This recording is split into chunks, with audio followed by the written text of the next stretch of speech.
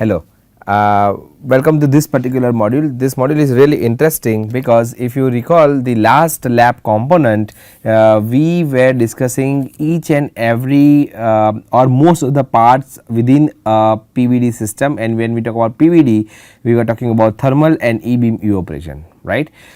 Now, you should understand and remember that for thermal evaporation you cannot evaporate a material which has a melting point close to the boat melting point or the source holder melting point, either it is coil or boat on which you will load the source which you want to melt. So, the source material should not have melting point close to the source holding material which we call as a boat or a coil. Why? Because otherwise that boat or a coil itself will start melting, and that is what we do not know, that we do not want, correct.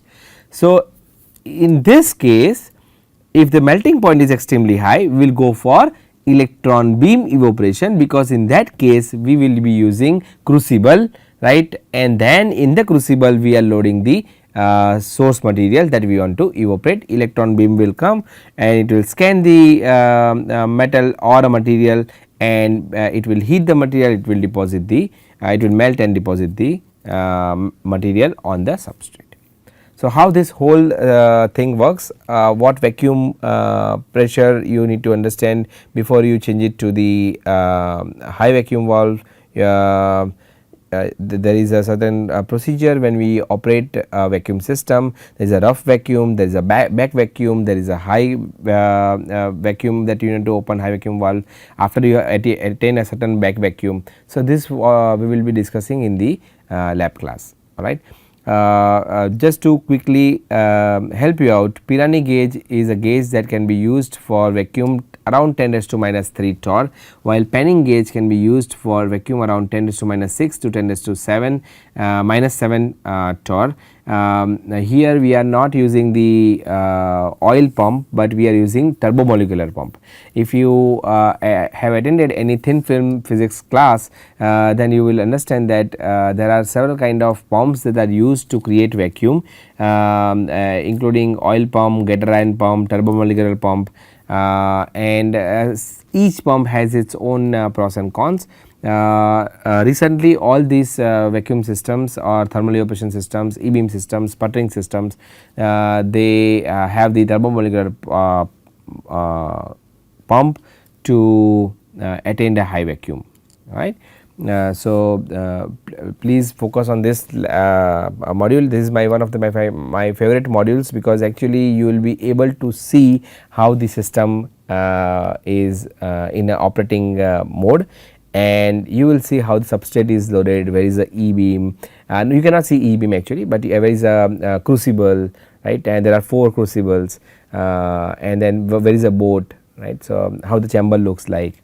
So, whatever we learn in theory is one thing, when we look something in the lab or we experience that in the lab is very different thing. So, I hope that you like this particular module, and any questions again you are free to ask me in a forum. So, I will request a few of my students to show it to you, along with we have called the engineer from Hyundai VEC, Mr. Rajanna, and he will show us how the system operates, but we can also operate independently. It is a very simple and easy system, provided you understand the concept. Alright. So, I will see you in some other class. Till then, you take care. Bye. Welcome everyone. Today is the second day of installation of this system. As you can see, we are still trying to set things up, but most of the items have been installed. Yesterday we showed you the internal structure of the electrical wiring. So after that, the people from the company, they have connected the wiring, they have plugged in the power supply. So especially separately for the control panel, you need to give power, as well as for the chamber area you need a separate power.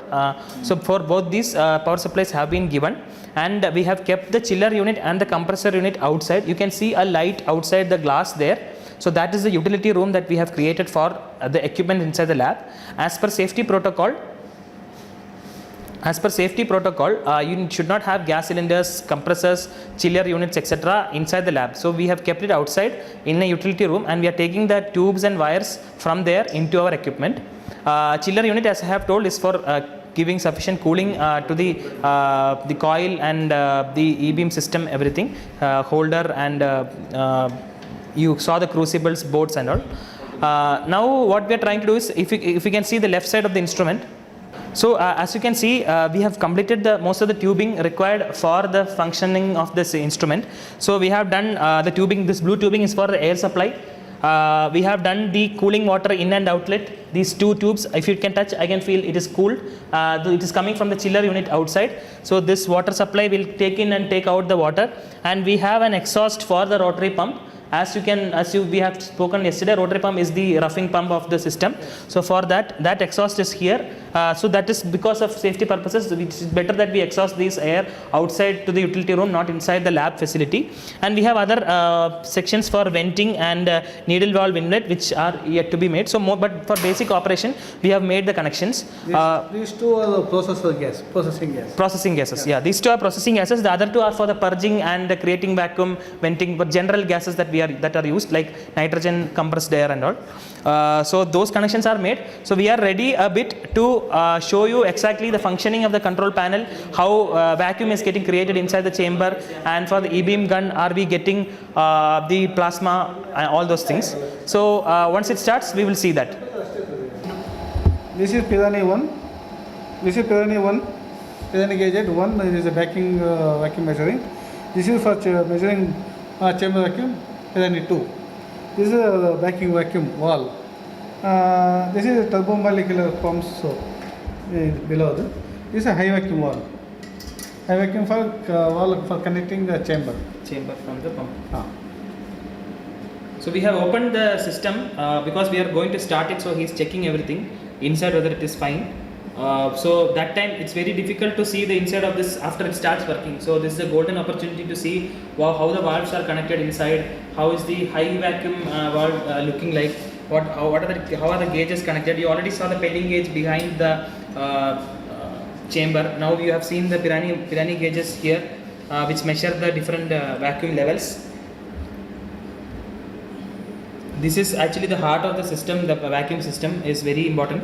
So you can see the system here. You can see the right angle backing valve here. He has told you these are the Pirani gauges which measure the high vacuums, and the turbomolecular pump is inside. It's a very small pump compared to the roughing pump, as we saw yesterday.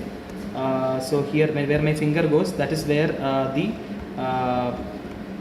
turbomolecular pump is, and there next to it we have the this one is the high vacuum valve. So just now we have shown you the Pirani gauge, the right angle valve, the high vacuum valve, the turbomolecular pump inside. I told you that we have seen the pending gauge, but I am not sure whether we saw it yesterday. So here you can see the pending gauge here. It's called a cold cathode gauge also. So the data for that, like what is the pressure that it is measuring, that comes out through this Ethernet cable that is connected here. This is the gauge that is connected to the chamber. Here is a chamber. The chamber is very cold because of this line that you are seeing here on the chamber. It has cold water circulation inside. That is for cooling the chamber. So that is there. And this metal piece that you are seeing is grounding. This is grounding between this is door of the chamber. This is the chamber main body. Those two are grounded so as to protect the user. So those things are there. So this cable that you see, let us focus there. So this is the top cover of the chamber. Okay, so here you can see a big black color ribbon here. That big black color ribbon is actually the earthing wire for the chamber. So these are the main things. You can see these tubes. These tubes carry the cooling water, inlet and outlet, cold water from the chiller unit for again cooling purposes. And let's see. And remaining when we functionally show you, we will see. This is graphite crucible using for operating aluminum, copper, gold, any evaporation material with EB evaporation system.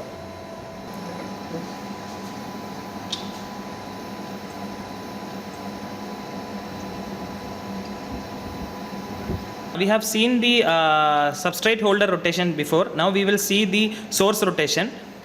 we can see the crucible holder. Now we are changing the speed of the rotation. We are changing the source. So you can see the belt here moving. That changes the crucible. So you can see the belt moving. Now let's look at the crucible. We'll go inside and look at the crucible moving. So you can see here.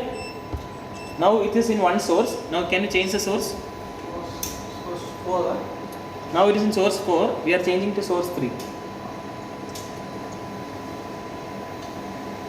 Yeah, we are changing to source 2. Now you can see it moving.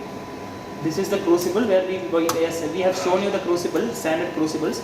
The crucibles will come and sit here. This is source rotation.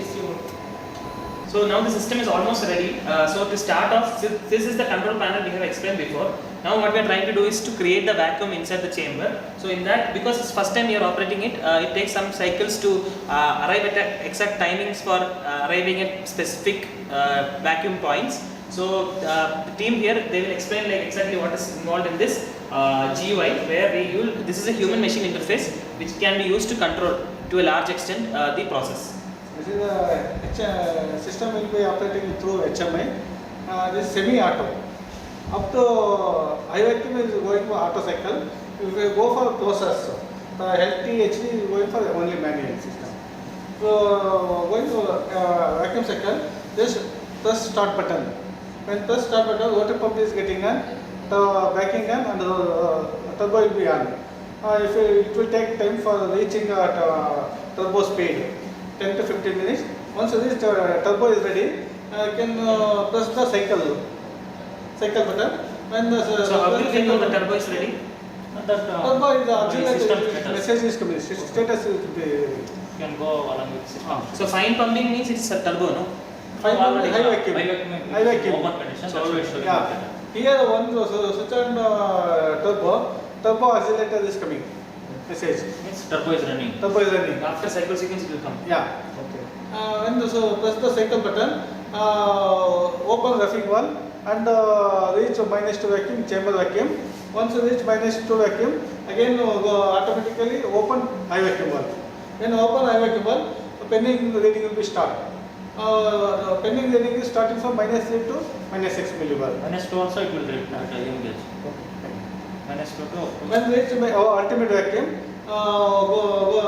just press the process tab. Process means thermal and ion bombardment. If you press the ion button, it will be holding is on. Then holding introduce the gas inlet, gas by nitrogen needle valve. You switch on LT, HT, circuit breaker, switch on the switches, LT means HT, create ion bombard cleaning. When ion bombard cleaning over 5 to 10 minutes for clean the substrate. Then switch off CB1, HT and switch on LT.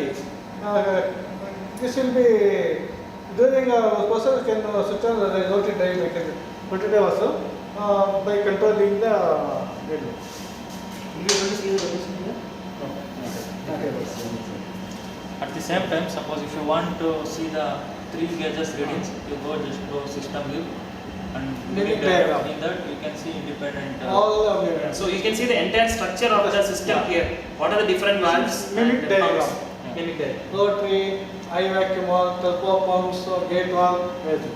So whichever is blue in color, that means those valves are on. They are working right. Others, these are not on. That means they are not working. Yeah. This is show here. Now roughing valve will be show high off vacuum. condition. Roughing valve is in off condition. Yeah. Backing valve is in on. So roughing valve will be put when we are venting it, right? No, So, initially it this will is on. This is create some on. vacuum. This is off. This Okay, this is the high vacuum means process. on. This is the initial pumping process. Yeah, initial pumping process. So this IO is when we are operating green color. Yeah.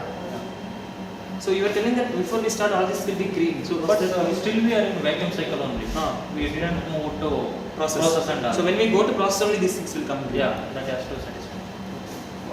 See in LT we didn't provide a water flow switch for that. For EP gun only main process means for that water source is there, water flow switch is there. That has to satisfy. Okay, so now we have given power supply only to the control unit. No, EP power supply is not on, right?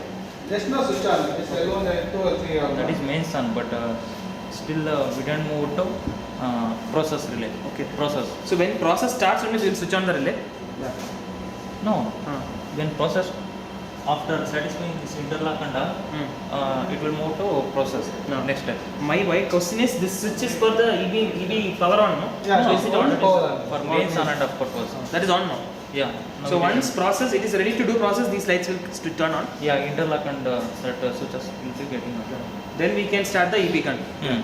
Yeah. Where do we control the voltage of the EB? Yeah. Here. Yeah. We have to press. Still we didn't turn on. Okay, we have to press on switch. Then we have to select current and high This is voltage. current controller. So this EB gun will be switched on after we do the iron bombardment cleaning, right? Yeah. So that will be done where? Iron movement not required here for VB. Okay. During LTA, thermal pressure, iron movement can be used. So at what pressure will the process thing will start? You should go minus 5 million, but at least minimum minus 5 For million. EB. So we have set it inside because at one point these switches will come on, no? So we have set it inside, or it will, or why we can control it? No. One vacuum switch is there and water flow switch is there. That should all should be satisfied. Okay. All should be in NC condition. Then only source So enable. what is the condition for them to get satisfied? Have we set it also already We inside? have to put door switches, all door switches, shroud, front and right door of the cabinet and control panel. Okay. All doors should be in closed position and vacuum switch should be in OK. Okay. So at what point this will turn on now? And when what pressure? It will automatically turn on, no? No, still we are in vacuum condition only. Ah. If you move process condition, then only it will turn on. So now still in 1.9 into minus 4 million chamber. When this is minus 5, it will come. It will take time actually. Turn on. So you can see chamber vacuum here, 1.91 e power minus 4 millibar. It has to reach e power minus 5 for the turbo pump to the process to start. So that time only all these things will turn on. So we have to wait for that. As you know, when we create vacuum, as and when we create go to high vacuum, it becomes even more difficult to create vacuum. In this pressure display is there. Yeah. The vacuum pressure, filling pressure, you just clearly mentioned. What is set clock and set unit? That is only time. Unit means if you want to millibar, you can set millibar, Pascal, like that, or tar, process speed. These all are relays. Relays are not. So that is not required. It is like service light, service mode type. Process speed, this after satisfying the interlock status, we will go to on condition. Okay, interlock status will turn on. How much time it will take roughly? No, we given some P store and D store pressure set points. After reaching that set point, So what is the set point? we will set manually. Whichever set point we require. No, Minus 5. Have we set it now? Now for EB we set it minus 5 like that type. 1 e power minus 5. Like that type we have to set.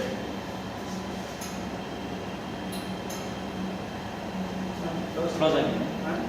Doors switch and what flow switch? What was the check now?